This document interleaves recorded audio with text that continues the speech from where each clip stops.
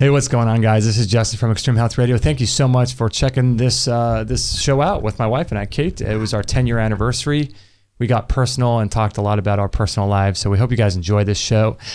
Before we get started, though, I wanted to let you know that this show is brought to you by the Relax Far Infrared Sauna. And without your support in our shows and sharing our content on Facebook and buying through our Amazon link and things like that, we wouldn't be able to do this show. So we thank you so much for your support. It just means so much to us. And we're so appreciative of you guys that do support us. And it's amazing. And if you don't support us, we thank you for listening and being a part of everything we're doing.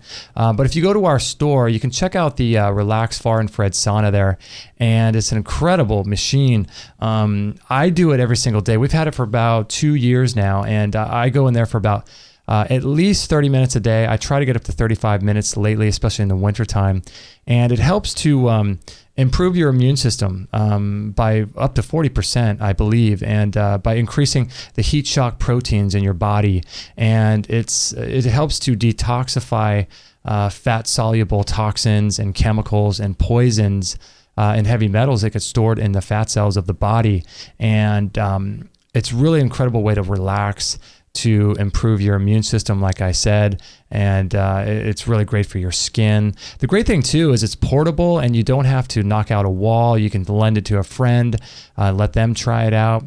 And it's something that I really enjoy doing myself because I like to go in there and watch a documentary and have some alone time. And it's just awesome. I just love it. I recommend it to everybody. So if you go onto our store, you can watch some videos about it and learn more about it there on our store. So we really appreciate that. And we're also brought to you by One World Whey Protein Powder. Now this is a raw, undenatured, grass-fed organic protein powder that raises glutathione levels in the body, helps to increase your amino acid profile. It's extremely absorbable because it is raw, it's undenatured, and you get about 21 grams of protein with each scoop. And my favorite is the vanilla. I combine that with fruit smoothies as well as chocolate, so it's very versatile. I don't like really mixing chocolate with fruit, so that's why I like the vanilla, and we're going to be buying some more of this pretty soon. But it's awesome. I love this stuff, and I think you guys will like it too. I've been around the bodybuilding world for a long time. I've seen a lot of junk products. I've seen low-level, really, really bad products, and this stuff is just...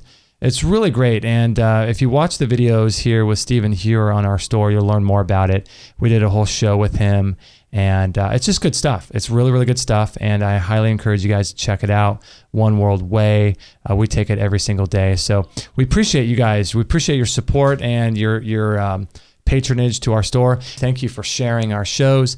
Thank you for your support, your emails. We just love all you guys so much, and love doing these videos for you. And our intention is to do more of them and do different varieties of things and all kinds of stuff going on our YouTube channel. So without your support, we wouldn't be able to do this. So thank you for everything you guys do for us. We really appreciate it, and our goal is to continue to do awesome things for you guys. So enjoy the show. We love it. Thank you so much. Thank you guys for everything, and we'll catch you guys on the next video. Most Americans hope you think. All right. Well, we are live. Wow. What's going on there? How was the timing of that? Sorry about that. No, that's all good. What was that little commercial? Well, this is a weird way to intro a show, but I'm going to go ahead and do it. Let's do it. There's an article that came out on the NBC, the Bay Area. Why are you laughing? What? It's just funny that happened at the same time. It's ridiculous. I just happened to click on it, and there we go. That's our timing these days. There you go. Inspired by REI, California state parks are free to get into on Black Friday. No way. Had you heard this? I hadn't heard of it. It says inspired by REI, which grabbed headlines last month by saying the outdoor gear company would actually be closed on the annual shopping mecca known as Black Friday. Really? A San Francisco nonprofit dedicated to saving redwood trees is following suit. For the first time this year, Save the Redwoods League is sponsoring free admission to 49 participating California redwood state parks. Really? On November 27th. How cool is that? So what does that mean for us? Do we get to go somewhere? Is there a state park we get to go to? Or we have one about 1 mile that way. Do we? Yeah. Oh yeah, the campground. We have one in our town. Oh my Is gosh. there a state park Wow. that's close to us? That was Should I be worried? Oh man. Well, there you go. How cool is that though? That's cool. So it's free. It's free to like get it. It says billing the unprecedented event as the best bargain you're going to find this Black Friday. Guests simply have to download a pass and present it at the park. California has the largest state park system in the United States. Minnesota state parks are also offering the same deal at 76 of its parks. Wow. So if you live in Minnesota or California, apparently that is a really cool thing they're doing. That's cool. I like it. They're calling it Free Friday. So does that mean you can camp overnight? Is that what that means? Gosh, I just brought this up the minute that we came on. This is kind of random. Let's see. She estimated that the cost to invite guests for free, this is league spokeswoman Jennifer Benito told NBC that it's free for all the state parks. That may cost a total of the state parks $50,000. She said an anonymous donor made the contribution to make this happen. Oh my gosh. Wow, cool. As of Wednesday, the league had issued 77 free park passes. I'm not sure if you can stay overnight or what, or if you can just get in for the day, but pretty stinking cool. So that brings up a conversation you and I were having the other day in a drive away from Dr. Bergman, our chiropractor. Okay. And that is, we want to be campers, but we're not campers. I think we determined that we're not real campers, right? Well, let's talk about this. By the way, I don't know if our state park is on here, so I don't think I really deserve to make fun of you. You give me wrong information? I think it's like Redwood Parks that I don't think our local one is doing it. So oh, bust. Yeah, that stinks. I want to be a camper. I have so much within me that wants to be a camper, but I just don't want to have to go through the process of becoming a camper because it sounds like a pain in the what. But I think it would be, gosh, I'm the same with you. I want to be a camper really bad. And why do we think that? Okay, let's break this down as long as we're going there. Why? Why do we think we want to be campers? Like what? I'm trying to think of why I want to be a camper. Why I would like to camp. And I think it's just to reconnect with nature and the feeling that you get as a kid from camping. Like it's so... But can't you do that just by going to take trips? Like, if we were going to take a trip somewhere like Yosemite and camp for a couple of days, I guess you could just have that. I mean, you don't have to just go camping. Well, right. I think you can rent a cabin and be cleaner. And you have actual power. I'm kind of with you on this one. I want to be a camper so bad, but I don't want to have to go through what it is you have to do. You watch parents, my friends that have kids and stuff, they take the whole family camping, which I think is awesome, but it takes days of preparation. Oh yeah. They wake up at the crack of dawn to start packing the car, or they do it the night before. It's hard enough just to go with a rolly suitcase and fly an hour up just to the Bay Area. Yeah. And feel comfortable. This is you're going out where you're going to need, this is the trip that you're going to need everything. So you might as well overpack. Yeah. I don't know. I feel like camping is awesome, but it's not for the faint of heart, and it's not for people who want to be inconvenienced, who don't want to be inconvenienced. I think more than camping is taking a survival course. You want to do that more?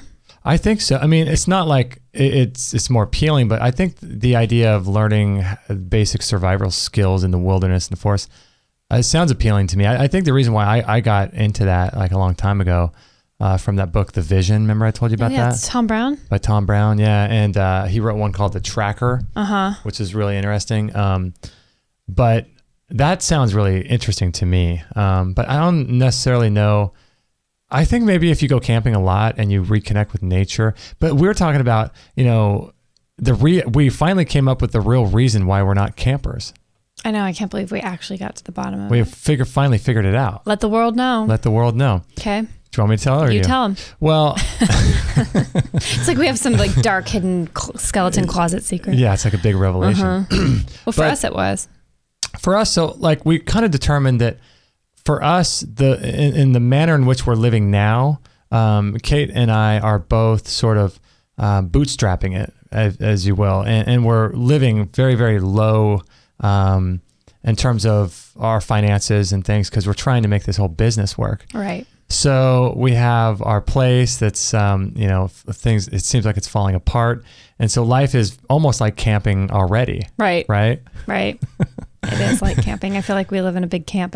Yeah. So life's already kind of it's difficult the way camping is, right? And so we thought it makes more sense for people that crave the contrast to have the contrast. Like if you're living in this big palace and the mansion and you feel like you're disconnected from nature and, you know, that kind of thing, and you want to reconnect with nature. So you want to create the opposite side of the spectrum and go live in the dirt, you know, with the bugs. But we feel like that's kind of how we live already. And sadly, we do live with dirt and bugs. Yeah. We have termites. Yeah. Eating through our windows half the year. So, yeah. So we don't have any, like a lot of extra money where we're, you know. So I think that's probably why. I think once we build up and we become more established and things like that, we'll be more interested, I think. In so when people ask us, when is it at that moment, when was that moment you knew you were succeeding? We'll be like, when we bought sleeping bags and went camping. I know, right? That's how we're going to define success. Yeah. No, but really, I mean, when that will be cool if we ever feel like we want to peace out and go camping because it's not a pain anymore, because our real life isn't as challenging. Yeah. So yeah, that was kind of a cool conclusion to come to, though. Mm-hmm. Maybe that's for all people who want to camp but can't make the commitment to camping. Maybe that's what holds people back. Yeah, because how you're living, if you're living very close, like for example, someone who's living out of their van isn't going to be someone who's like really into camping. They're not. Because they're like, I'm living out of my van. Down by the river, eating a steady diet of government cheese. Right. And so they're not going to be into camping because they're almost camping already. But the people that are going to be into camping are like higher middle class, people that are, you know, so that makes sense. Plus, we didn't have the best experience camping the first time you and I did anyway. Why don't you tell people, today's our 10th anniversary, by the way, November 20th. That's true. Happy 10. Yes. I think it was 6 months before we got married. Mm-hmm. Should have taken clues and run for the hills, but we went camping. Yes. One time. Do you want to tell everyone what happened? Well, I should say we almost went camping. We kind of tried to camp. Right. No, but what happened was we live about 26 miles away from Catalina, which is an island off the coast here. And a couple years prior to that, I had gone camping there by myself for like 3 or 4 nights. And I just thought it was awesome. And so what we did was you take a boat from where we live, Dana Point Harbor, for about 30 miles to Catalina. And then you take a van to the other side of the island. I'm just remembering how terrifying it is. Can I just jump in? Sure. When you take the buses, they put you on a bus and you go 7 miles over from like one port to like the other side of the island, because it's not that big of an island. And you go through these literally like giant buffalo laden roads. Like you're on a road on the bus and there's these giant buffalo on both sides of you. Well, I hiked it the first time I did it, and these things they look like they're 9,000 pounds and they're huge, these things. And you walk, I remember walking down the dirt road, and I don't know if I told you this, but there'd be one on one side and like some smaller ones on the other side. Oh yeah. I just figured it was, you know. You're going right between the mom and the babies? Yeah. And the mom is just staring at you with these huge horns things. And I just thought any moment they're going to charge me. Yeah, and don't the locals say just don't worry about them? Yeah, they're like, oh no, it's no big deal. But Did when they I say got not to look them in the eye or anything? A 9,000 pound horned animal staring you down. Yeah, breathing out of its ears. So what did you do? You made it, and you had a good time. I kept walking. I took a stick because I knew that would fend off that would. That would stop a 9,000 pound buffalo. Pretty easily. Right. And a rock. A rock does that too. Power of intention. But no, I'd hiked and done that before, so I thought that'd be a good place for us to go camp. So we got all packed up. We took the boat ride over. Everything was smooth. And this time, because little Bear Cub was with me, I decided we weren't going to walk and do it the hard way. We'd take a van. Oh, thank you. A bus. Mm-hmm, school bus. And so we get over there. It took us a few hours. We finally got all settled in. And it's starting to get sunset time. Just starting to get sunset, so it's time to set up camp. Decided to go set up camp, and we played horseshoes before, by the way. Do you remember that? Oh, we thought we had all this time. It's getting a little dark. Let's go play a game of horseshoes, and then we'll set up. That's right. Okay. So I go into my bag and get all my gear out. And by the way, our campsite is far away from everybody else's campsite. That's true. There's probably like 20, 30 sites over there, and we were the one up on the top of this hill where nobody was. Beautiful place, though. Beautiful. Really nice. Two Harbors. In Catalina. If you ever get a chance to go to Two Harbors, Catalina, it's awesome. But But yeah, so we wasted all this time. It was sunset, starting to get dark. We figured it was time to set up camp before the sun goes down.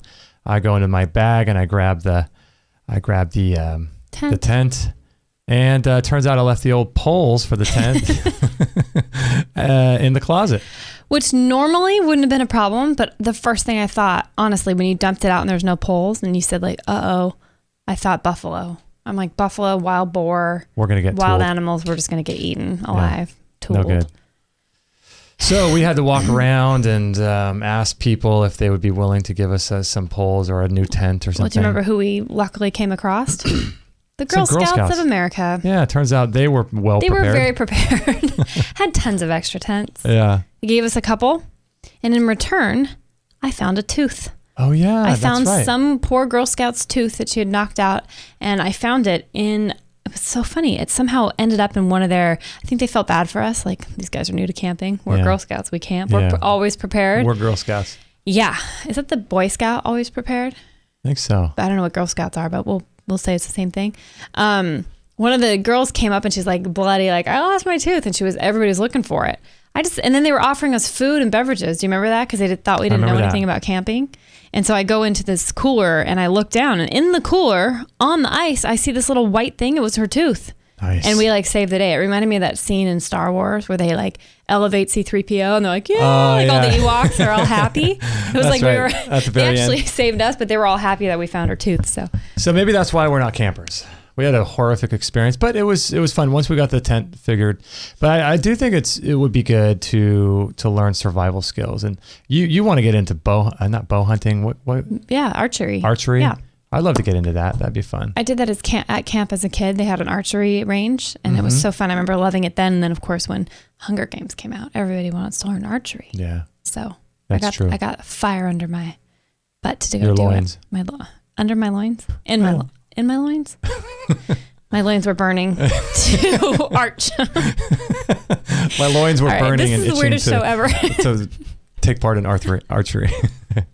Any burning or itching loins, I don't know if that's appropriate. Well, it's been 10 years. Since? Yeah, our marriage. You're burning loins? 10 years since what? No. That's a weird segue. I know. It's been an awesome ride. What has been your... No, go ahead. What's been your most surprising part? Surprising part? Sure. That's a good question. Not your favorite part. People ask all the time, what's your bad and good part of it? What's the most surprising part? Oh gosh, surprising part. I think maybe the surprising part was for me, I think being as seamless as it worked. Like it was very seamless going into, because I just been surrounded by people that were not happy when they were married, Yeah. Surrounded friends and family, seeing people that just were not into being married. And so I was always like, I want to get married, I guess. But why? I don't see anyone that's happy. I don't see anyone that's really like, I look at them and I'd say like, oh, I want what they have. Right. And I've heard horror stories, I'm sure you have too, where when you get married and all of a sudden, once the marriage happens, the person just changes and flips out and stuff, or does something different, wild. But I'm surprised, I think, at how easy it's been for us. Yeah. And it's just so lucky. I know. I know it's nothing we did. I mean, we got really blessed. What about you? Oh, the surprise? Yeah. What's the most? Yeah, because that's a good question. Because you think, oh, what's the best part or the worst part or whatever? But what's the most surprising part? Right. I think it's an interesting question. I think two things. One, I think I'm have been and continually am surprised at how I got everything I always wanted, like in a partner. Oh. Yeah. Because the guys I dated before, you're like, oh, like I'll probably feel the best I feel about the relationship now before I marry them, because then you hear stories from people in your lives going, oh, just wait till you hit the 5 and wait till you hit the 7. That's when it all, like, if you can make it past 7. And people joke about this stuff. And I thought, wow, okay, it's probably at the best it's going to get. I hope I have one of those luck out marriages where you end up liking it more and want more time with someone as you go on. And I wouldn't say it's surprising because of your character, but I'm surprised I got everything I wanted. Like, I mean, most girls just dream about somebody loving them so much, and a lot of people just don't end up getting that in life. They start out with what seems like a good guy, and then the guy changes or Yeah, something. or he cheats, or he changes, or he's not who they thought he was. Or his name shows up on Holly Madison. Is that what it is? Right, Holly Madison. Is that the website? Is that Holly Madison? Ashley Madison. Ashley. Holly Madison. Who is that? That's like one of those Playboy bunny girls. Oh, yeah. Hugh Hefner would not want to share her with the world. Yeah, Ashley Madison. Yeah, I know. That's the whole other thing. But yeah, no, I think I'm surprised that you were exactly who you were when we were dating. Thank you. You're welcome. No, really. I mean, your character-wise, you are exactly who you came across as. You weren't putting on any rose-colored glasses. You know? Oh, thank you. It's true. Yeah, it's been awesome. Like, I was so nervous, to get married, and I think that's one of the things where I'm really scary. I know. I have that effect on people.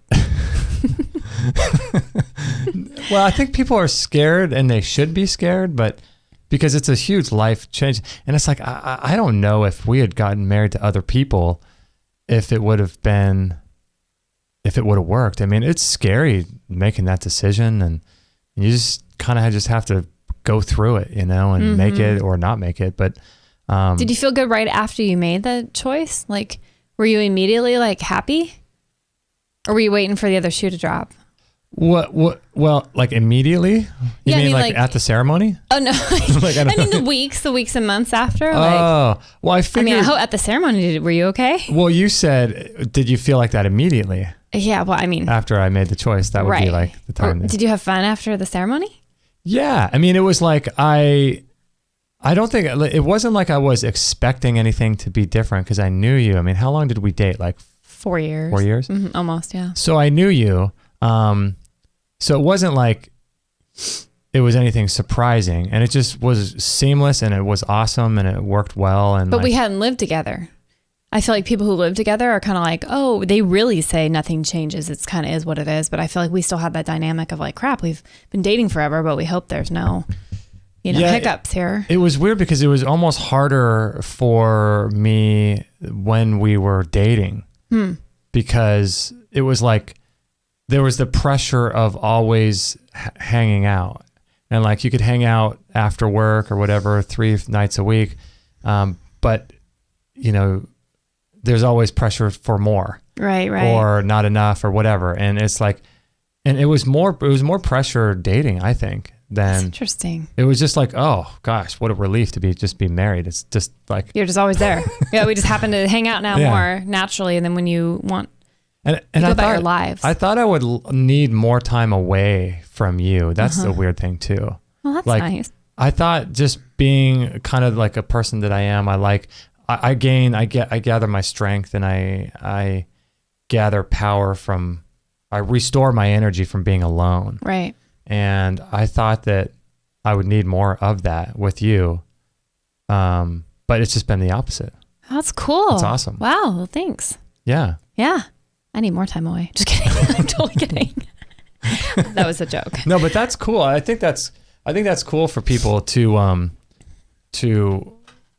take time away from their spouses. Oh yeah. And I'm saying it as a joke, but I think I've realized, like, not my surprise in our marriage, but a surprise about myself over the last 10 years is how much I do love being by myself. Mm-hmm. I love it. Which is so weird because you're such an outgoing people person. I know. Much more than I am. And I love so much spending all this time with you. Like you said, when we were dating, like I couldn't get enough hangout time. I loved all that. And I still do, but it's like we get that all the time. And so it's like, it's really cool when you can kind of realize you can have this when it's solid here.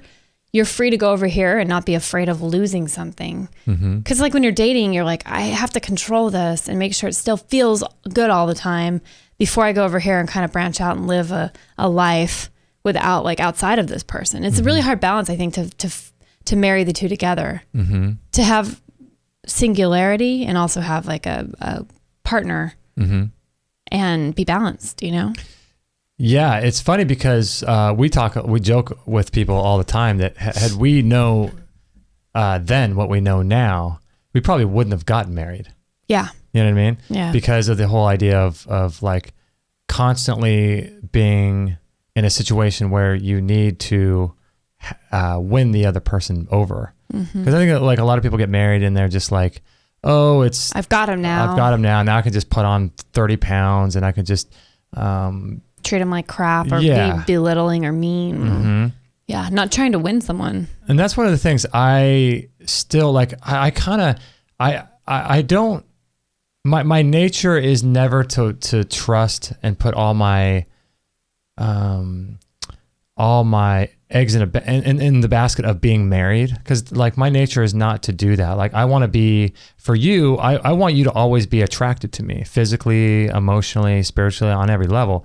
And so for me, it's constantly like, I want to keep being someone that you're going to be attracted to on those levels. Mm-hmm. And being married, it doesn't cause me to be like, oh, I'll just not work on myself anymore. Like it doesn't do that to me, but I think a lot of people would. Yeah.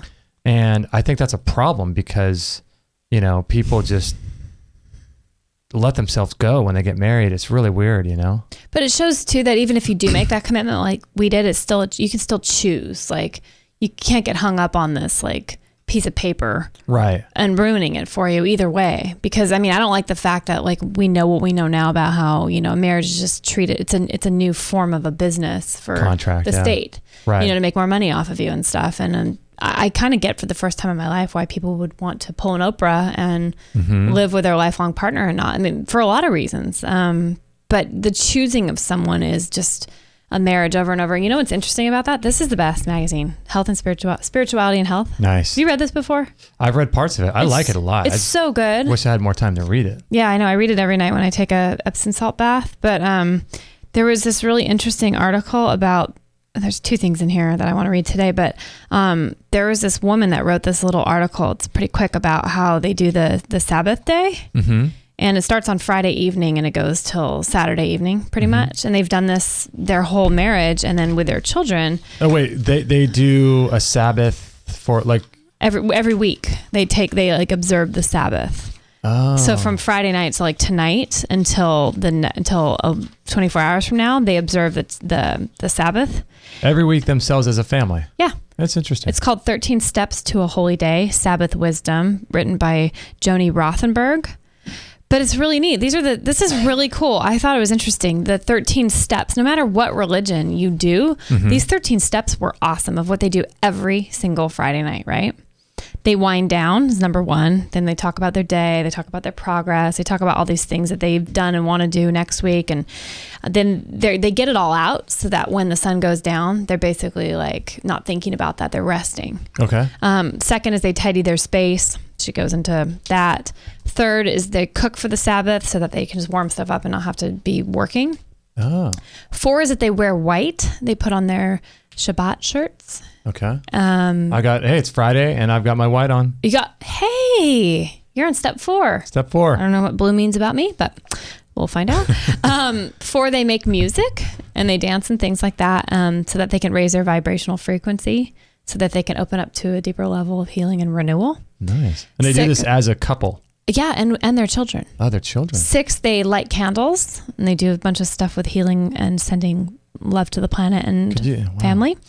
8, they bless the wine. They basically pass a cup around and share something grateful from that week. 9, hand washing. I skipped 7, blessing the children. All the adults present one or more kids, place their hands on their heads and say a spontaneous blessing. Isn't that cool? Wow. 9, they wash their hands and do this, ritualistic thing. What do they need to, and that symbolizes letting go of something from the last week to become fully present. This is cool. And this is where it reminded me of what you said. Number 10, remarrying every week. She writes, my husband Joe and I take off our wedding rings and remarry each other. They do this every Friday. I place the ring on Joe's finger while he places the ring on mine. Then with the same Hebrew phrase we shared under our wedding canopy, we lock eyes and say to each other, with this ring, you become sacred to me. Wow. So they're continually choosing each other, which I think is really powerful. That's interesting. 11, they bless the bread. They eat and stuff. They share the bread. They break it off, kind of like communion. 12, they enjoy the feast, which is where they all go into a meal together. And then 13, the day of rest, which is basically they linger in bed when they wake up the day that they're going to break it. And they make French toast and they have a ritual. They go hiking as a family. And that's really cool. Wow, that seems like kind of hard to do, though, as a family, wouldn't it? Oh, totally. But I completely respect that they carve out that time to be so committed to that ritual. That is awesome. That's pretty interesting to do that. It's really neat. Because most people just don't put no intention in their week or their day or anything. Well, yeah, and it's hard enough to get yourself with your schedule of the things you intended for that day or that week, let alone like a family of 4.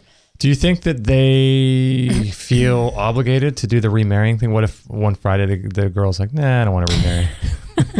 I'm good this week. She's getting ready to put the ring on his finger, and he's just like, hiding his hand. I think I've had enough. I'm going to take a week off. Well, then you have the next week to try. Yeah. That's interesting, isn't it though? It is. I don't know. I mean, I don't think that not being married gives you an easy out when you have a commitment to somebody. Wait, say that again. You don't think that not being married? Yeah, like if 2 people don't get married and they just continue to re-choose each other by living together and committing, as a partnership to each other. I don't think that's an easy out. Like a lot of people would say, oh, well, you're just not committing to the marriage, so you're not that serious about it. I think that's false. I think it's the opposite, right? Well, I'm starting to view it as that, but like everything in life, my whole world's got completely like shaken and turned upside down, and I'm viewing things way different than I did before. So you're saying... I'm agreeing with you. Oh, okay. I think it's not true. I think that's... Because what if you felt like... I mean, this is the thing. With marriage, you can divorce. I mean, it's not... Right. You're not in it forever. Like, look at the world. I mean, people with divorce, 1 out of every possible. 2 persons probably been through a divorce. So... If you, like, for example, if you thought, if we weren't married and we're just sort of married in our hearts, a la Braveheart,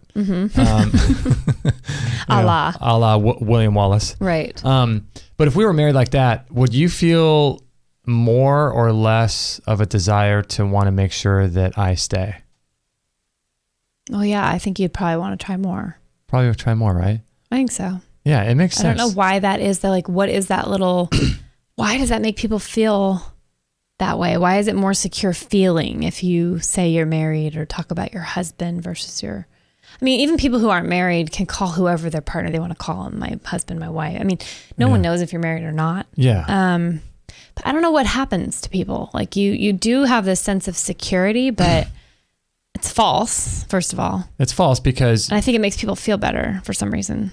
Yeah, and it makes people feel like they can just sort of give up. I don't know. I mean, for us, we're married and it's working. Like we're married in the conventional legal way, right, and it's working great for us. If we got divorced legally and stayed the way we are now, nothing would change on my part. I mean, to me, it's like if I wanted to leave or you wanted to leave, we would just leave. Yeah.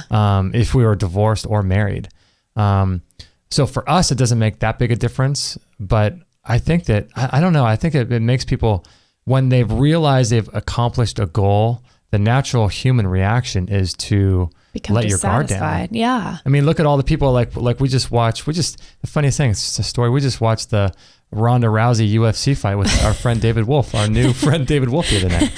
But how funny was that? We saw someone who basically let her guard down. Right. Mm-hmm. She's been the champion for I don't know how many years, 2 years or something, undefeated. And she lets her guards down. And so I think what happens when people, I don't know, it's just weird, right? Isn't it? It's just people,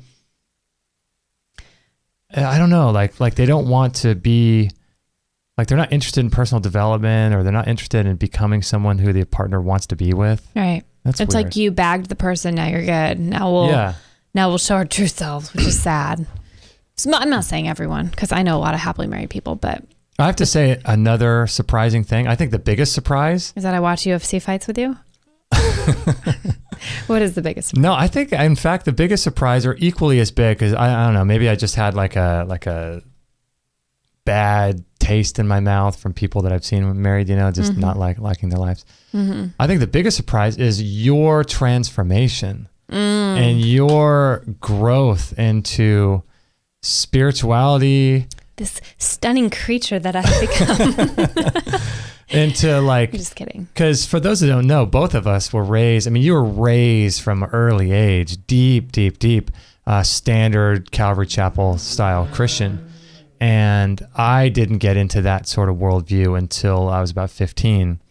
So it was a little bit of a 15-year right. Lead on me.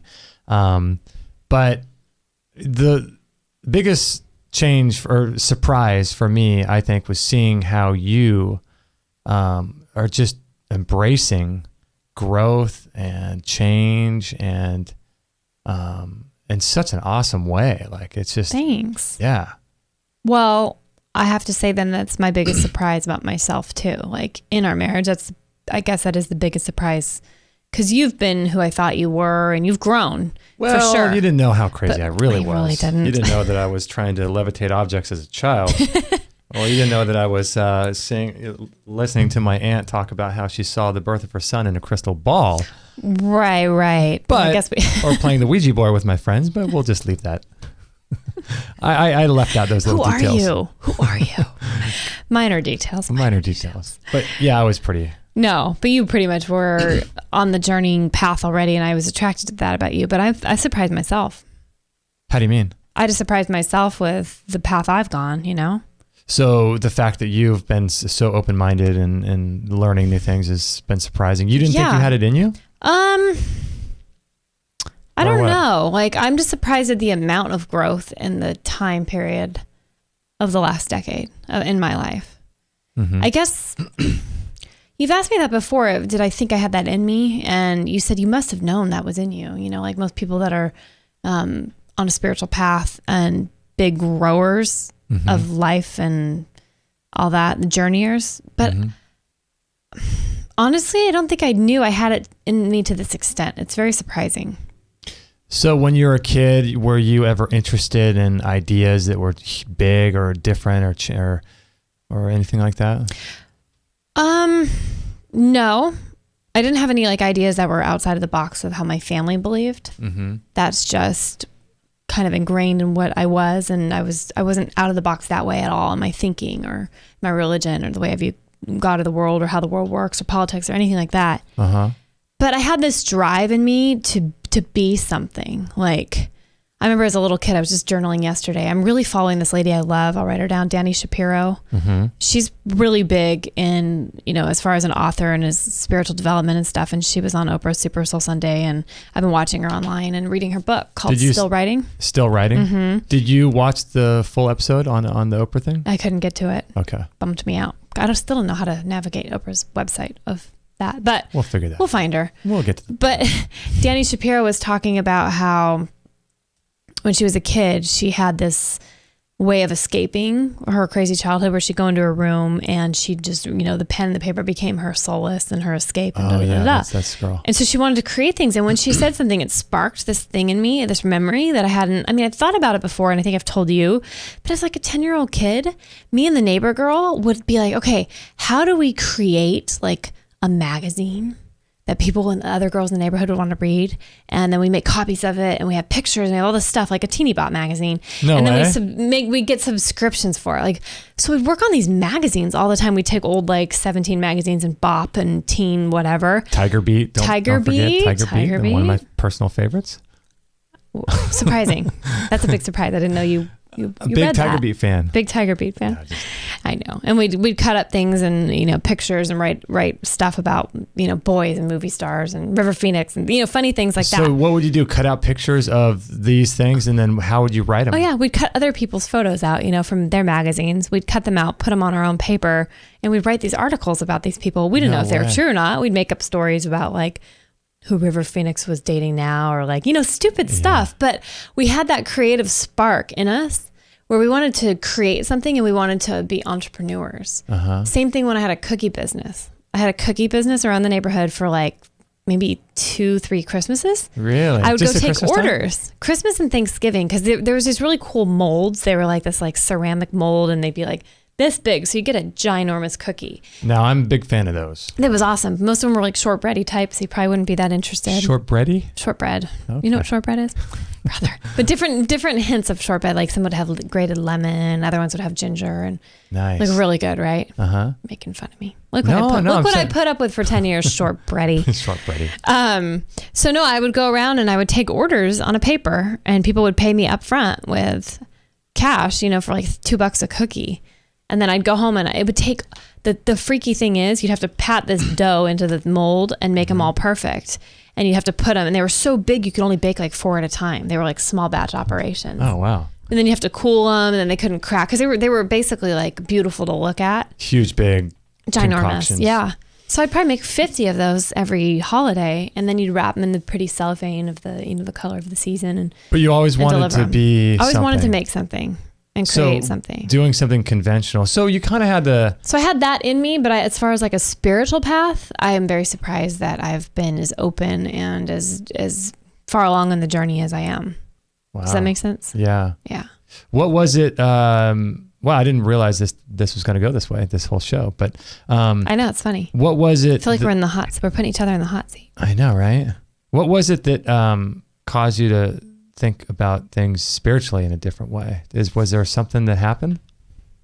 Was there one thing? I don't know if there was a few things. I say the biggest impacts were losing people at a young age, friends from church and other places that died. Oh. And you're really faced with what really happens. Where are they really? Like, wow, their body's right here and I'm looking at it, but they're not there. Like, that's really strange to me. Mm-hmm. And that became kind of a, okay, deal with this. You can't hide from it. Now, it's not just like an out there, people are dying, you don't know who they are. It hit home. And so you're like, wow, like, I wasn't really close to my grandparents that were older and died, and like neighbors were old and they died, but like young people, and you're like, wow, what do you do about that? So that was the big first question. Second was probably not in this order, but seeing what looked like a UFO, which I still think was a UFO over our military base here in town. That's right. Makes you question all kinds of stuff. And then I really think also was having some very strange spiritual experiences with smoke smells and seeing things in the middle of the night and not sure what's going on in like a weird spirit world realm that I always thought was this occultic thing that I've been led to believe as a Christian growing up. Mm-hmm. But then I realized like, wow, I've actually talked to psychic mediums now and they don't seem like they're all that creepy or all that far off. So what do you do with that? Like, those were the tough questions you have to start. And I'm nowhere near figured it out or have any answers, but I'm more going like, I don't think that all these people are satanic, evil, or going to hell. And that makes you deal with your spirituality. You have to, Yeah. You can't ask those I guess you can ask those questions and run away from it, but you're not going to get any farther along. So they're going to come up again. Yeah. Yeah. It's constantly, it's funny because certain people have a desire to learn and to grow. And, I think that if that is watered at certain times, their desire to want to know more just keeps growing and growing. I think that's the way it was you with were you. watered really young though. Like you talk about your aunt. I mean, you were like 8 or something and she was a little out there at the time for you, talking about what she saw her son's birth in a crystal ball and she sent people like white light and talked about stuff you'd never heard about before. Yeah, she was a funny, or she's still alive. She's a great lady, but she was talking about like, she would tell me, cause like my brother was older and her son, my cousin, was older. So they were like friends. Mm-hmm. And so whenever I'd go over there was a 3-year difference or 2.5 between my brother. And then between him and my cousin, I think it was another 3 or 4 years. So my cousin, at that young age, you're like 3 or 4 years makes a huge difference. So I was like 6 years removed from my cousin. Right. And so I didn't really wasn't always included when the things they did. So I would just hang out with my aunt. And I remember being in a room one time and she was telling me about how she saw the birth of my cousin, her son, in a crystal ball. Wow. I just remember thinking, what? Did you think she was crazy? I just thought she was weird and I thought that's not true. And then I thought, well, what? Maybe she did see something and who knows? Like, wow, I wonder if something's there. And I just remember, and then she would talk about like visualizing winning the lottery. Wow. Wow. And which is kind of like the law of attraction, I guess now or whatever. But then I remember too, like as a kid, I would try to levitate things with my friend because we were both really into like ninja and throwing stars, and we'd collect all these like weapons and stuff. Good thing I didn't get the ramifications of that. Yeah. Like you could have brought those all into our marriage and scared the had heck that out of me. happened today, I'd be in throwing prison. Stars. I know. I would have been in jail as a little kid.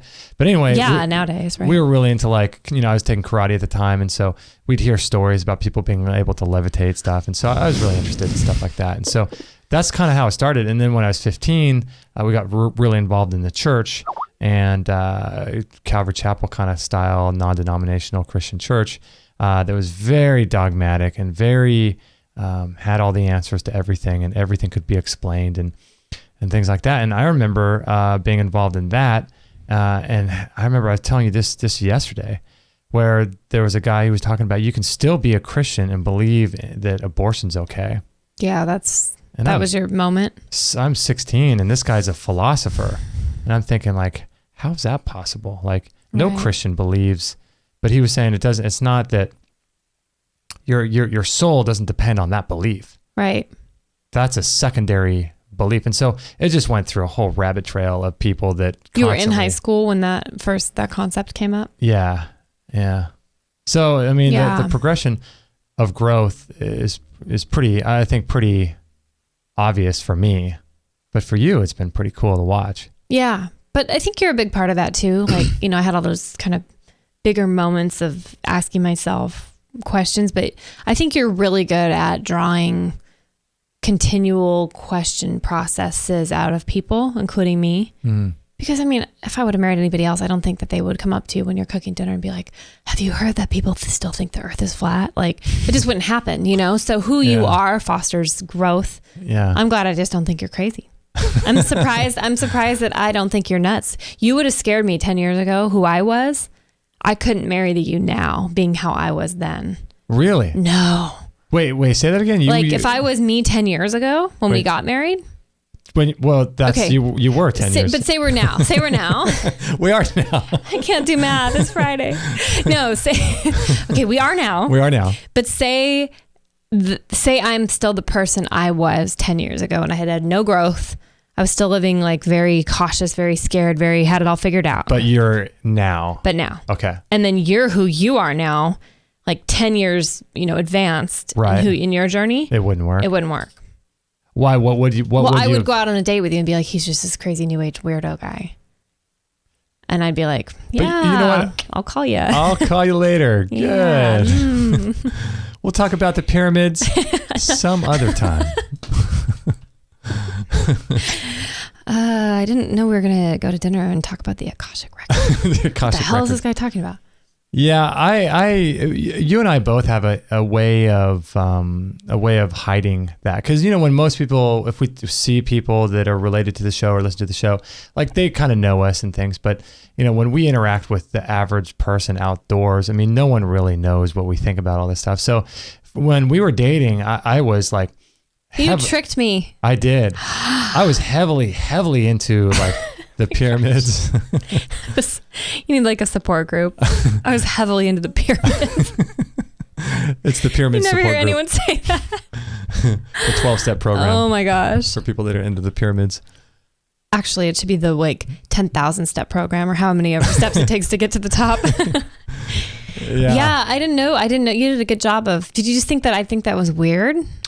Well, I just thought that I thought you would think it's weird because I knew where you came from, because I came from there as well. Well, yeah, pyramids were ropes and pulleys. Yeah. And people with horses. Everybody knows that, right? Right. And so I knew where you came from because I was there before, and I thought that you would either you would either think I'm crazy and it would just end, and that's the way it would have gone. Okay.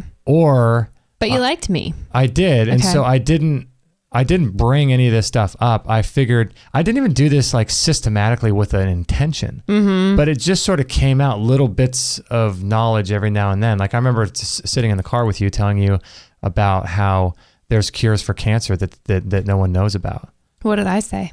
And you were just kind of like, oh, okay. And I thought it was so interesting because you didn't react the way I thought you would react. You didn't say, oh, that's a bunch of crap. No, everyone knows that, or that's not true. Or you're like, oh, okay. And really? Really? So what is, I don't understand. So explain it to me. And so I'd explain it, and you were genuinely open. And so lots of different things that I was into kind of came out gradually over time, even though I was already interested in, the Coral Castle and all that stuff. Right. Weird ley lines. Alien in my bedroom, right? Great aliens in bedrooms.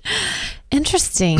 Yeah. Huh. So it's been It's been quite a journey, man. It's been pretty cool. Speaking of weird stuff, we've got so many emails of people asking about Anthony Williams. Do we? Tell me. What's the deal? Tell me. Bring it on. What is his deal? Bring it on. So, do you want me to read an email? Yeah. From Paul Wright. Okay. He writes in and says, all right, so for people that don't know, Anthony William is a medical medium. And first question is, Kate, what do you think about the fact that he charges so much money?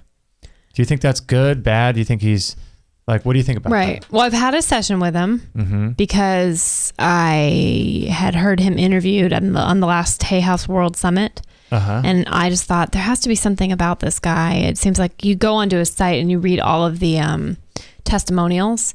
And at that point, I mean, I'm still not completely 100% feeling great, but I was so low. I'm like, I tried a bunch of stuff. I'm willing to try this. Like, it sounds crazy, but I'll try it. And then you have to get on the waiting list and, you know, you look at the fees and you're like, oh my gosh, it's like close to $500 for a half hour. Is it 400 or is it? I think it's like I think it was like 450 or something. Hour, right? Yeah, for half hour. And you're not allowed to record it. And there's all these things about it. So I was like, oh gosh, it seems really intense. But if it's true, I mean, if you can get to the root of your problem, you're going to save all this money, all these tests. I mean, you do a couple blood tests and you're hitting that already. So I thought, well, I don't have this kind of money, but we're going to slap it on a credit card and go for it. I did think it was a lot. And I thought it was really steep. It's interesting when you are all about helping people, why you have to charge so much. Yeah. Why do you think? Because that does seem like it's a lot of money. For a half hour, that seems exorbitant to me. Yeah. $400 for it. I mean, so if you're talking for lot. An hour, that's $800. Right. I don't know, other than the only thing I can think of is, I mean, he's smart. He has a gift and he's making it worth his while, you know? But I had to put myself in his place and imagine what it would be like to have a gift that's when I heard him speak on Hay House, he went more into detail than he did on our show about how exhausting it is to have literally a voice talking in your ears all the time since you were 4 years old and you can't shut it up. So he about went crazy when he was a teenager, but instead he decided to, like most people would with that gift, to flip it around and make it more of like a tool to help people. Okay. But imagine how exhausting that is to call person after person on a waiting list for like 2 years long or whatever crazy thing it is that you might or might not get a call out of a random draw of a hat lottery system. And have to put that much mental work into helping person after person for the half hour. He says he works like 20-hour days. I mean, honestly, the guy hardly sleeps, probably because a voice is talking to him all the time. But so I think, but I'm thinking like if the guy can't catch a rest and he's exhausted, I mean, he probably he deserves to be making that much money. It's, I don't know. If he's hearing from spirit. If he's hearing from spirit. Right. I know it's controversial. Yeah. But that's what I was thinking. If I had that gift, if it were true, I mean, I don't know if I'd charge that much. But I guess if you're really exhausting yourself and you're also, maybe he doesn't see that many people anymore because he's writing books and he's doing other things. Maybe he's only seeing a few where he has to charge that much to make it worth his effort. I don't know. What do you think? I think that I don't know. People have written in and being like, this guy's charging so much money. I mean, I just did the math. It's $13 a minute. Wow. That's crazy. Yeah. Okay. But, that seems like a lot to me. But at the same time, regardless of the price, so like if he's legit, it doesn't matter what the price is. The problem is that, do you believe if he's legit? Right. And I wonder, could he be legit? Is to it people like who believe it? To only people that believe it. I thought the same thing. There's no way of knowing that. No. And I don't know, because I'm waiting for the emails to come in that it will be like, hey, how did was it worth it? Was paying that money worth it? Are you feeling amazing? Are you seeing results? And to be honest, I mean, I'm feeling way better than I was July 4th when I talked to him, but I had just the week before started a protocol from Nikki Moses, a nutritional balancer that we went to go see in Glendale. Highly recommend her if you She's guys amazing. We're referred to her by a listener, mosesnutrition.com. Yeah. So I don't know. I don't know what to say about that. I've comboed the two together. But the problem is that when you combo these two ideas together, they're both diametrically opposed. That's my problem. And that's where I find myself right now. I'm in this place where I'm like, okay, I'm kind of level and I don't want to mess with anything too much. But Anthony's suggestion to me was like, don't eat any meat. That's going to feed the inflammation and all these things like that. And it feeds fibroids, and it's this adrenaline problem, and, stay away from all meat, all animal products, go more of a plant-based diet, all this stuff. That's Anthony Williams. Okay. And then Nikki Moses' whole thing is, hey, you cut back on everything else and add more meats and add in more good lean fats and proteins and, not a ton, but don't veer away from the animal stuff. So, here I have two, like you said, diametrically opposed opinions, and I'm afraid to ditch one completely for the other because it seems to be working, but I'm also stabilized. I'm not getting any better. I'm just like plateaued. Mm-hmm. So I don't know. I really don't know. I want to say, he told me, Nikki says, stay away from all fruit. Anthony says, fruit's the best thing that could ever happen to you in the morning, and it doesn't impact your sugar level. If you do it on an empty stomach, it's out of your stomach in 20 minutes or whatever. Especially if you don't combine it. I'm confused. I don't know. All I know is I want to continue to feel better. Mm-hmm. And what's your gut say? Like, what do you, because all these people are, as we always talk about, like they're road signs that are pointing to a direction. Mm-hmm. What do you think? Well, it's weird because my gut says cut out the meat. Does it? Mm-hmm. But when I cut out the meat, I feel worse than I've ever felt. Like, I don't feel like the plant-based diet makes me feel horrible. For how long? I'll just continue. I haven't done it long enough to get over the hump. I did it for 3 months with no meat. That's right, huh? So that makes I was feeling horrible. I felt horrible for 3 months. And Did you really for 3 months? My gut got worse. I was disrupted. Because that's a long enough time to heal, you would think. And then from that diet, I went to, okay, that's not working. I'll do bone broths and gut healing things. I'll add in meat. And the minute the bone broth didn't heal me, it probably assisted my gut in feeling better. But no, I feel better when I eat meat, but I don't like eating meat. Like, I don't like the spiritual component of it. I don't like the adrenaline component of it, even in sustainably, raised meats and stuff. Yeah. I just feel bad. I love animals. I don't want to eat animals, but I'm in this weird crossfire, Mm-hmm. I don't know. Yeah. I wonder if it's one of those things where both of them could heal you, but you just must believe that it's going to work, or right. It's hard. Anthony Williams here. So let me read this email that we got from Paul Wright. Pretty interesting. He says here, hey, great show today. Anthony is clearly an extremely knowledgeable person. I think he knows what he's doing. However, dun dun dun. Big butt. Excuse me? You don't have people say that's rude. I know, I'm just kidding. He is not a degreed doctor. He uses, quote, spirit as his authority source for ideas that are, quote, outside the box. The ideas probably have merit on their own, perhaps, but just as many, Joseph Smith claimed an angel led him to the golden tablets that started Mormonism. I smell BS here. So I'll just take each sort of paragraph. So he's making a correlation between this guy, Anthony Williams, and Joseph Smith. Okay. And Mormonism. Okay. And Paul believes that Mormonism is incorrect, which I do too. But so because you think Joseph Smith was a liar, or you just think he was misled, or like what's your take on Joe? Good old Joe, our pal Joe. Joey Smith. I used to do a lot of research into comparative religion back in the day, and I forgot a lot of what I read back in the day about Mormonism and things. But there's from what I understand, there's just a lot of discrepancies in the story of Joseph Smith. Inconsistencies? Yeah. And if you're Mormon and listen to this, I know you're going to disagree with me, and that's okay. But Paul continues on. He says, why would a spirit or higher being be interested in us knowing health through special revelation? Is he not actually proclaiming the religion is health? Why would he need to teach us how to get in touch with angels to find health answers?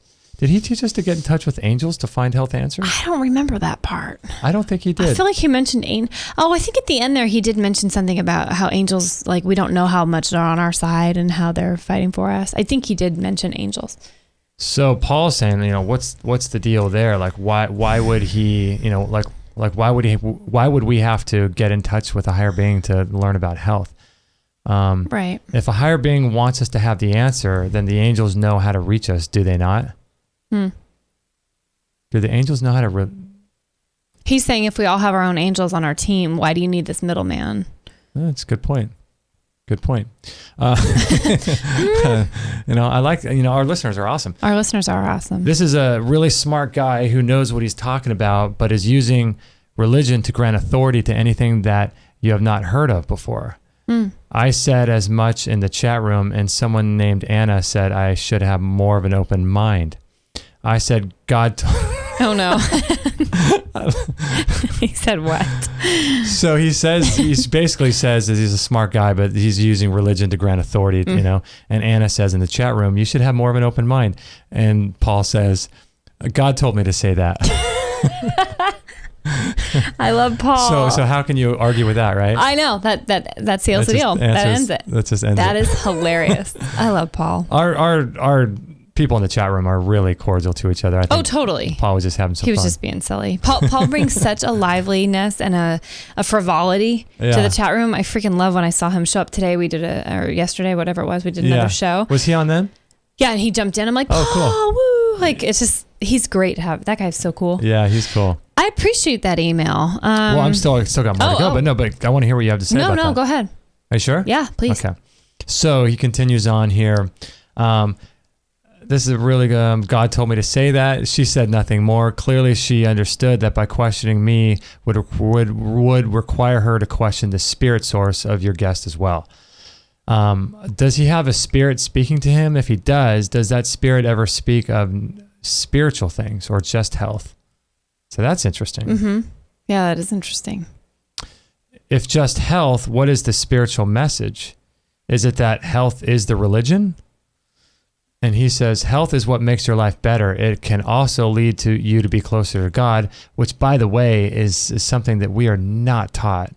We're never taught in our churches. No, you're kind of taught the opposite. Yeah. I wouldn't say the opposite. I mean, most Christians work out and care about their body. Most try, typical workout, care about yourself a little because it's your temple.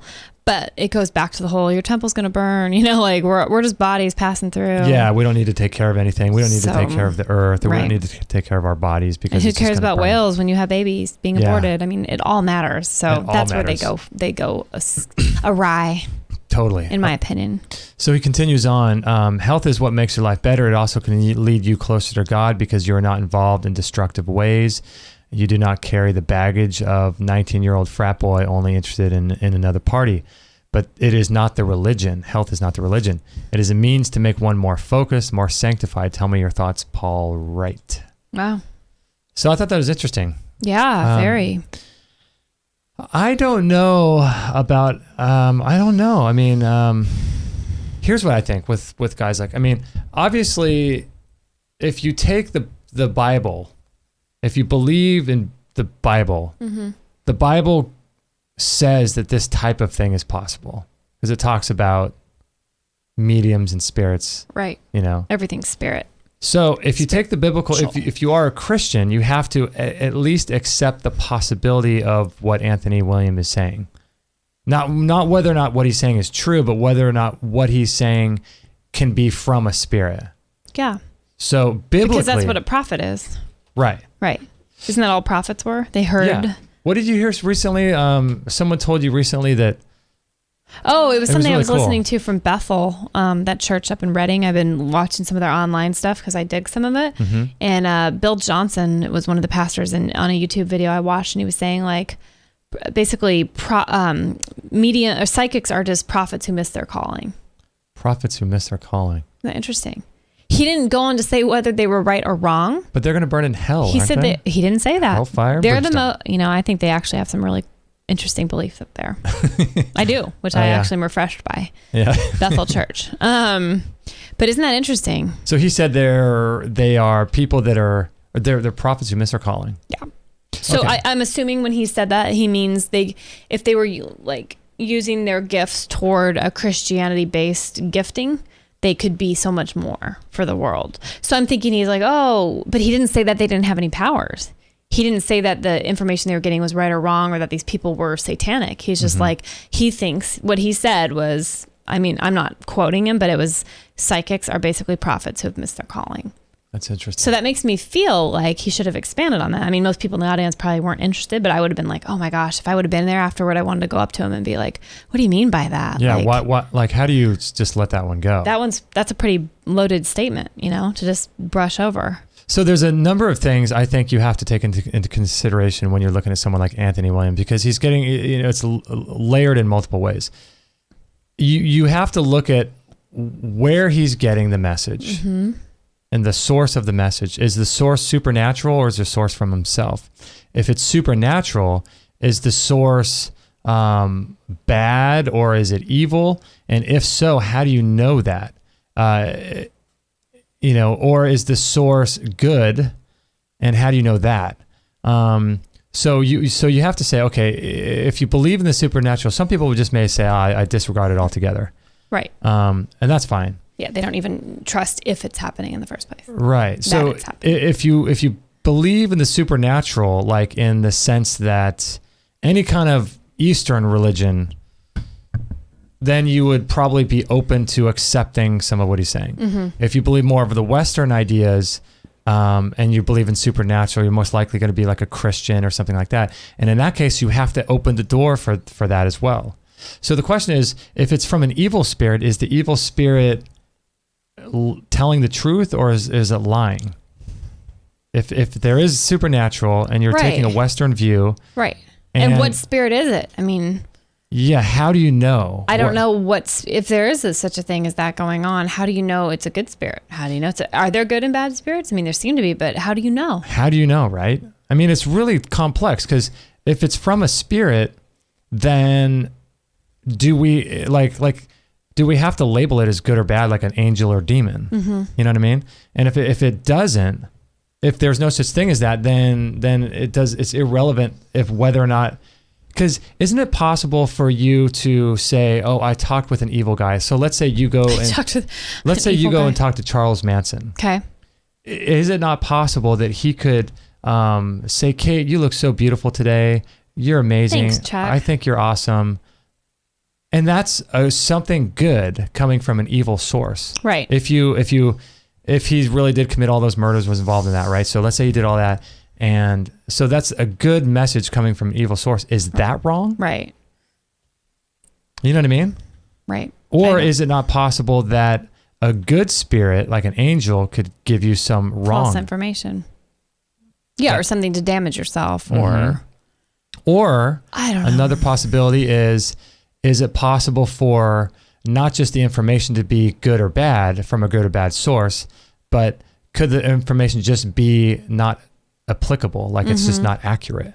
Like, is it possible for a demon, like let's say Anthony Williams speaking to demons, is it possible for Anthony Williams to get a message from a demon that's just not correct? That's a possible scenario. Within that, is that actually true or not? How do you know this stuff? And what's just your head? Right. We all have thoughts, and we're like, was that God or was that me? Was it the devil? Was it me? A demon? Right. Or is it the devil? Or was it me? So it's so complex. I don't think we're ever going to get to the bottom of it, but I just think it's interesting, no matter what's going on, that people in their religion and religious capacities really seem to trust whatever it is they're in. Like if you're a Christian and you go to like a healing room where they lay hands on you and anoint you with oil and pray for you, you're assuming that they're healing you or praying over you in the Holy Spirit. You assume that. You assume it. How do I know? How do I know if there's a spirit there? But because, I would say there was, because I have that, how you have that like feeling where you get chills and you get all this, like you feel a spiritual kind of awakening. But that's also possible. But that's also that it's an emotion. Right. I don't know. But you feel it, so you believe it. You feel it and you're there, but then you're like, okay, well, who are these people? I've never met them before. Sometimes you get some random prayer team praying for you, speaking in tongues. You don't know if they're putting a curse on you or if they're praying for you. You don't know what spirit they're talking to. You assume and trust that the people that are in your tribe are legit and that they are what they say and that they're contacting who they say they are. But who really knows for sure? And how do they know? But people are so sure of it. Whoever it is so sure of it. Like Anthony Williams is so sure that's his truth. And maybe it is all about just speaking your truth. Maybe your truth is what you make your truth. But I know what Paul means though, because it really does. You have to have a lot of faith and blind faith in whatever somebody claims that their truth is, if you're going to believe it, you know? Right. I know, it's so bizarre because you walk into like a traditional Christian thing, and within Christianity, it's always like, it's good, it's a Holy Spirit and all this stuff. And, but how do you really know if there is a Holy Spirit, or if there is angels that you're talking about? I mean, how do you know that those are angels? Not like the Bible even talks about demons or Satan masquerading in forms of light, so confusing people. So it's like that's another layer on top of everything that we just talked about. That layer goes on top, and then you're just a mess. But then I think part of it is like the church wants to get people involved in itself, so that you will look to them to have them tell you whether or not that's a specific demon, or that's an angel, or it's a masquerade. But it wants your reliance on them, you know? I just had this vision of like a lineup, like when you're supposed to pick somebody out of a lineup and it's all these demons, and you're like, that's him. That's the one. He made me feel like that. That's him, looking like Darth Vader and the Emperor. He was the guy behind the alley in the scary bread truck. No, but you wonder. You're like, gosh, like. How do you know if it's a spirit, and then what spirit it is? And are they only good and bad because we're giving them the title good and bad? I mean, what if they're all the same? Who knows? I don't know. I mean, it seems like in the spirits, in my dream world, my real life, well, whatever you want to, I don't know if it's a real life, what we're doing right now. In the real world place. In the real world place. I love that. I've said it before on shows, and I think I've even written about it, but I'll have like a bunch of people in my life who've passed away visit me as a spirit form. You mean in a dream? In a dream. Okay. But it's just so stinking real that I'm like, I wake up going, I knew I had a visitation from these people. Okay. So what was that? Is it just a dream? Is it their spirit? Is it a spirit masquerading as them to give me a message? Is it like, what in the world? You know, like. I mean, I think my personal belief is that these are real planes of existence. And you're just tapping into a different realm. Yeah.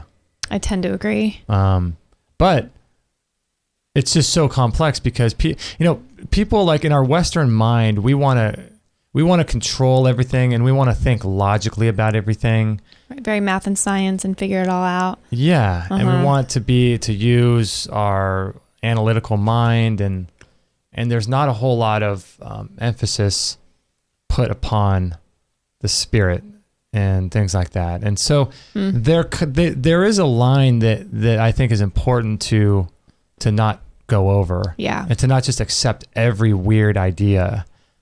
Because you'll just get washed away and becoming an individual thinker. Like if you take everybody else's take on things. Yeah. You'll just believe the most crazy, weird things, like you'll just end up believing anything that you hear. You'll end up drinking the Kool-Aid. Yeah. But I mean, we've done that anyway with our modern culture. We just believe everything we hear and see on TV anyway. So it's not as if anything is new is happening. But I think the reason why we had Anthony William on, we knew he was going to be controversial, is I wanted to give people another option.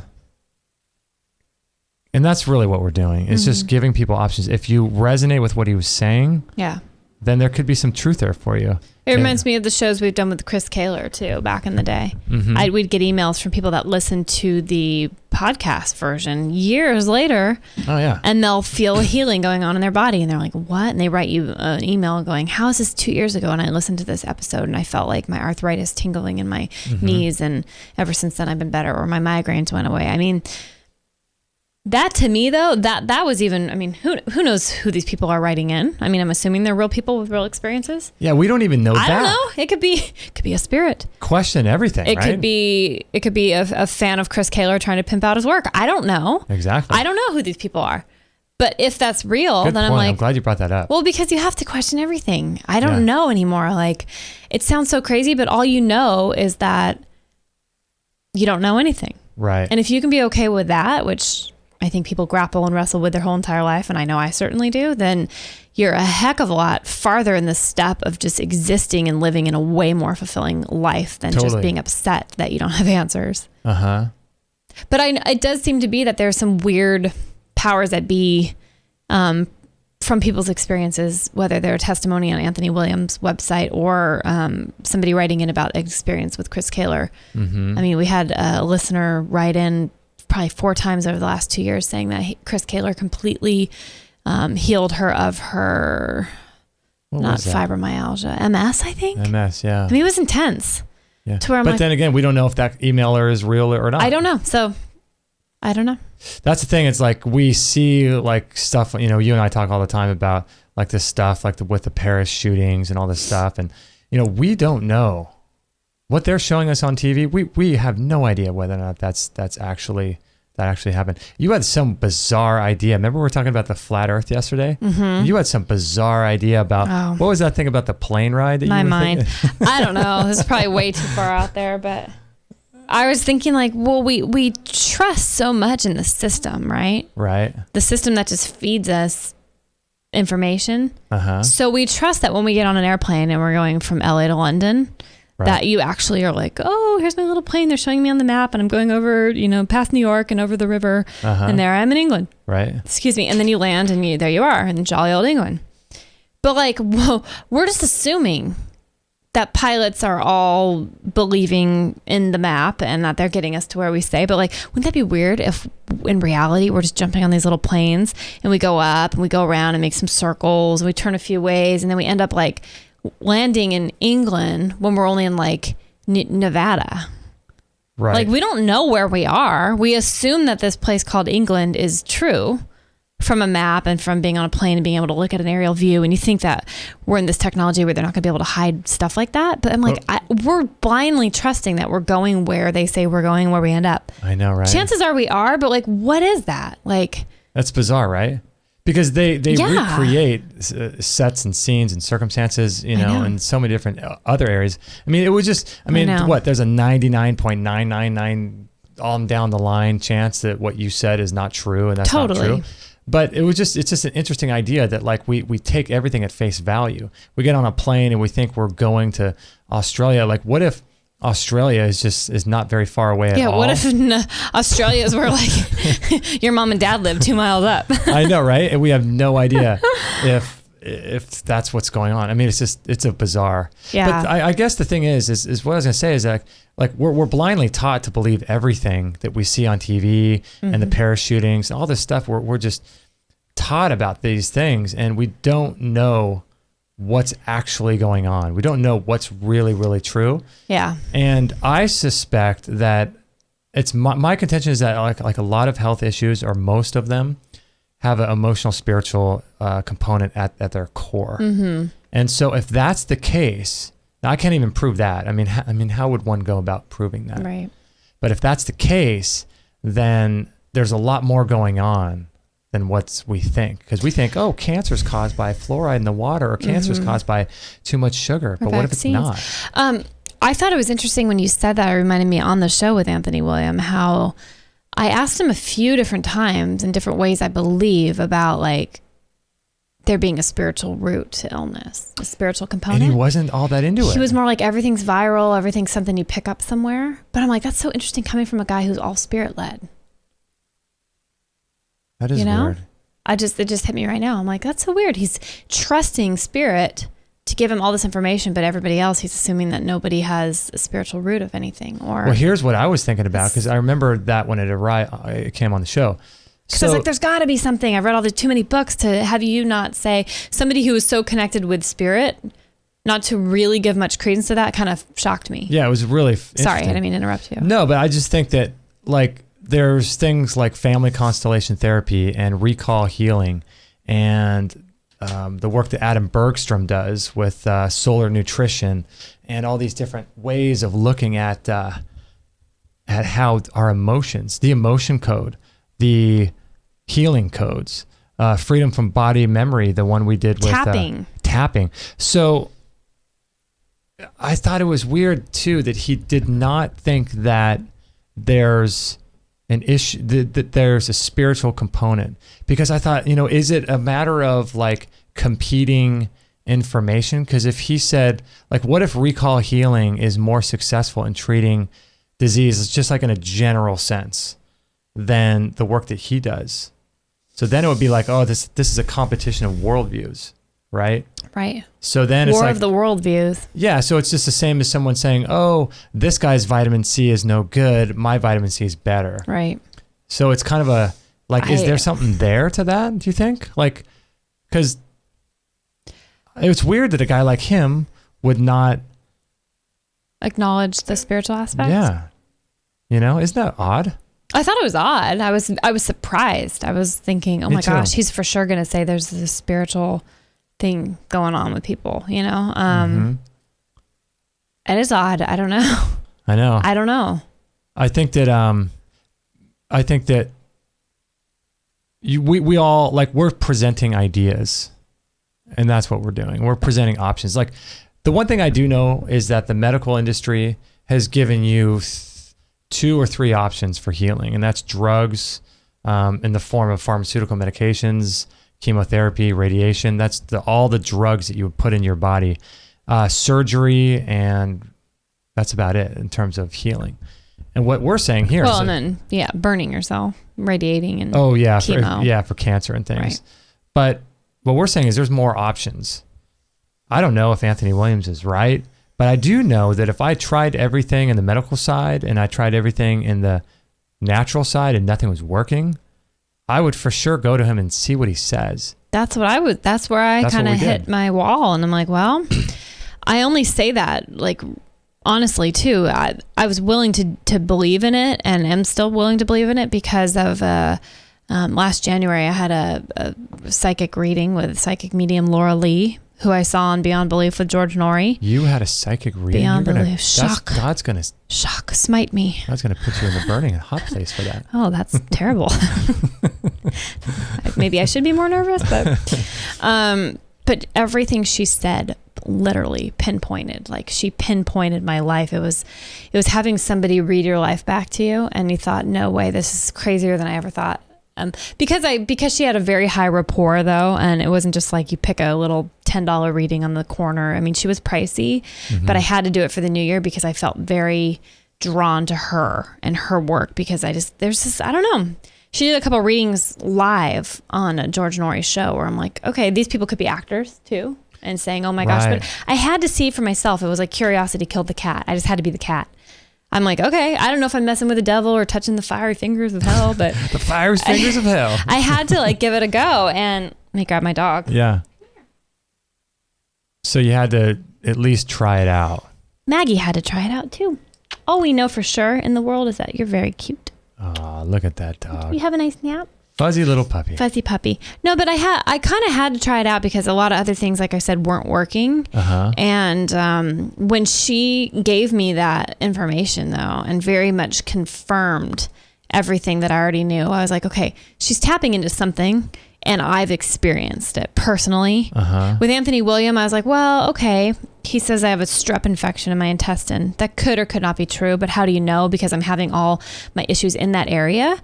So sure, I'll believe that. I'll try what you say, and I'll do that. But again, it was hard because it's at the same time as my nutritional balancing began. And I wish I could have, cloned myself and tried myself to complete just opposite diets and protocols and see the place I'd be in today. Right. Since I don't have that, all I can say is that it does seem like something in the spirit world is very powerful. I'm just not sure who and how these spirits are and how people are connecting with them. Because a Christian would say, well, someone like Laura Lee, she is, she's demonic, or she's misled and misguided by or not even false information, but she's getting her information from an evil source. Right. And why would demons and all that continually use her to give good information? That's what it comes back to. Doesn't make any sense. I talk about this all the time with my friend Robin. It's exactly that. Like, why does evil want to heal?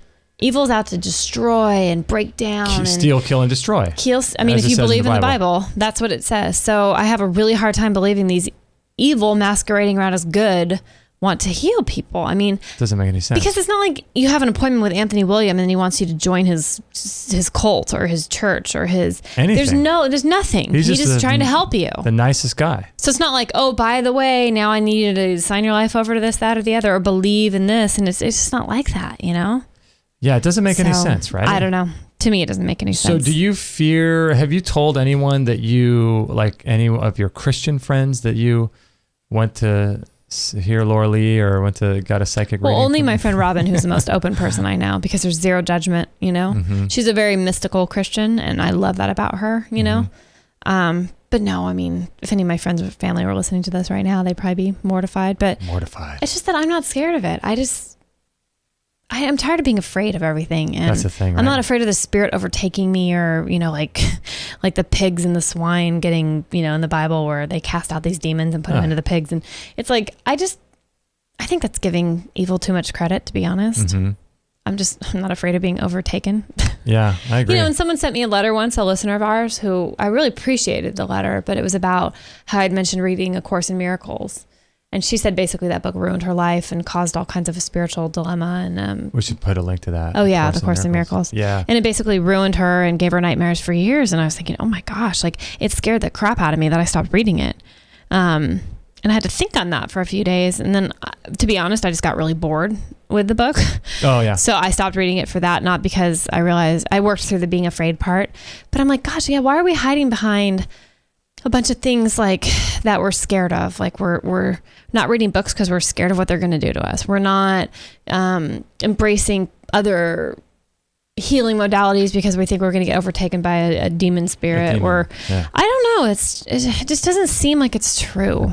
I don't buy the whole hook, line, and sinker, because how in the world, if you read the Bible, it's the most confusing thing you're ever going to read. It contradicts itself left and right everywhere, right. And 3 times on Sunday. It's like, it just doesn't make any sense. Like, we talk about that all the time. Yeah. I love the idea of it. And I think there's so much God breathed truth in it. I do. That's my opinion.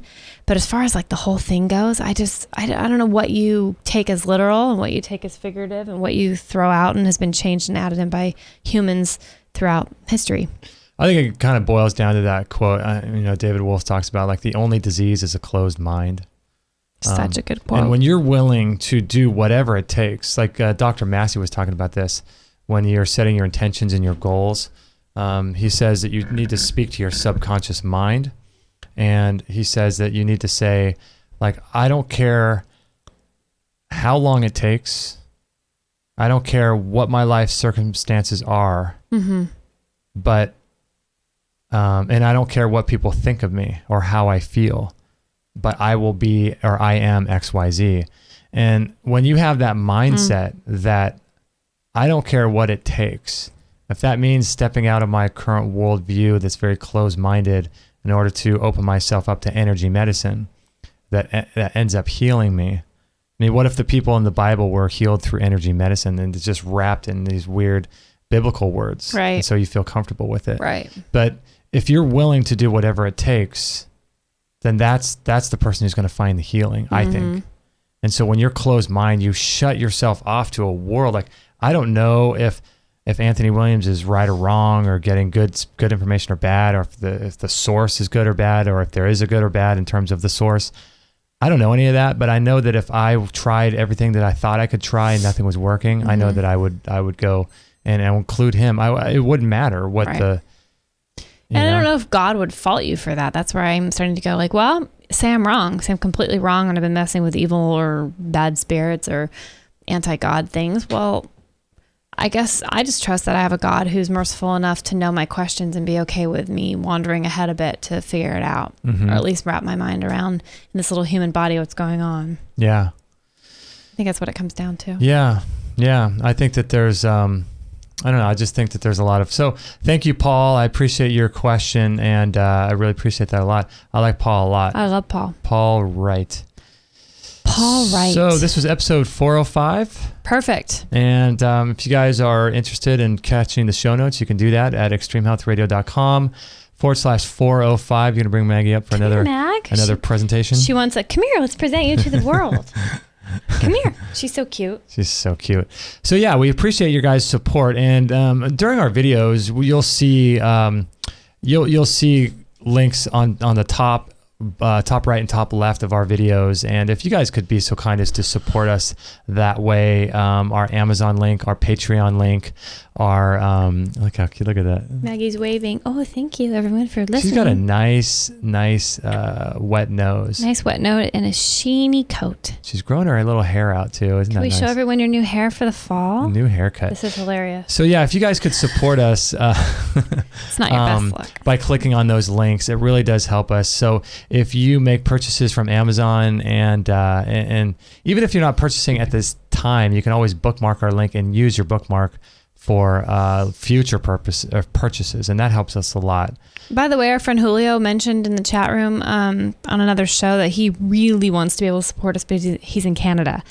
And I said, with the Amazon thing, we still got to work on that because that's something that we've talked about a lot. And it's really nice of people to want to support us in that way from different countries. And we haven't quite gotten there yet. So that's true. Sit tight and we'll try to still figure that out because we appreciate you trying. We'll try to put a link on our website for US, Canada, and England and Australia. There's different Amazon affiliate sites you can sign up. So we'll do that. No one knows where those countries actually are. But if they exist when we're not there, we don't know. Right. But so we appreciate your support. So if you want to check out our store, you can do that as well by going to extremehealthradio.com/shop. Yay! And you can check that out as well. And we appreciate that so much. And for people who are listening now, we do have a Black Friday sale coming up. So if you happen to catch this episode before Thanksgiving, we're also going to be sending out a newsletter, but there's some good deals to check out there too. That's right. We'll put a link to our Black Friday page on there as well. So we've got a Black Friday page. We tried to consolidate a bunch of deals that a lot of people that we like to work with are giving out for Black Friday, so we can put them all in one place for you. So visit a state park if you live near one. That's true. That's participating. Also, I want to let you know another great way to support us is to share our show. So just simply sharing the show is going to be a huge help. If you can't support financially or on Patreon or giving us a donation, that's totally okay. If you share our shows, or not just our shows, if you follow us on Facebook and you like posts if you see our posts, share it with your friends. That helps a lot. So hugely. Yeah. Thanks, guys. We value you all, and we thank you for spending our 10-year anniversary with us. That's right, 10 years. Well, I pick you again. I'll pick you again too. Thank you. That feels good. So there you go. Episode 405, and that's about it, right? 405, and stay alive. Stay alive. Staying alive. All Have right, a good everyone. Friday, everybody. We'll catch you guys on the next episode. Bye. Hey, everybody. This is Josie, Justin's mum. Don't tell him, but I know he would absolutely be really happy if you would sign up to his free weekly newsletter. And don't forget to share this with all your friends. This is the buzzing bumblebee signing off. That was so good.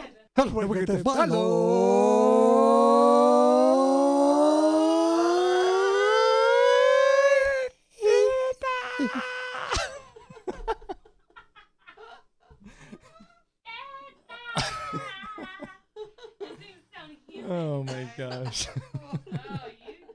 No material on this blog is intended to suggest that you should not seek professional medical care. Always work with qualified medical professionals, even if you educate yourself in the field of live food, nutrition, and alternative medicine. I'm not a doctor, nor am I offering readers medical advice of any kind. None of the information offered here should be interpreted as a diagnosis of any disease, nor an attempt to treat or prevent any disease or condition. While information in this blog is discussed in the context of numerous conditions, it can be dangerous to take action based on any information in this blog or to start any health program without first consulting a health professional. The content found here is for informational purposes only and is in no way intended as medical advice, as a substitute for medical counseling, or as a treatment/cure for any disease or health condition, and nor should it be continued as such. Always work with a qualified healthcare professional before making any changes to your diet, prescription drug use, lifestyle, or exercise activities. This information is provided as is, and the reader/viewer assumes all risks from the use, non-use, or misuse of this information.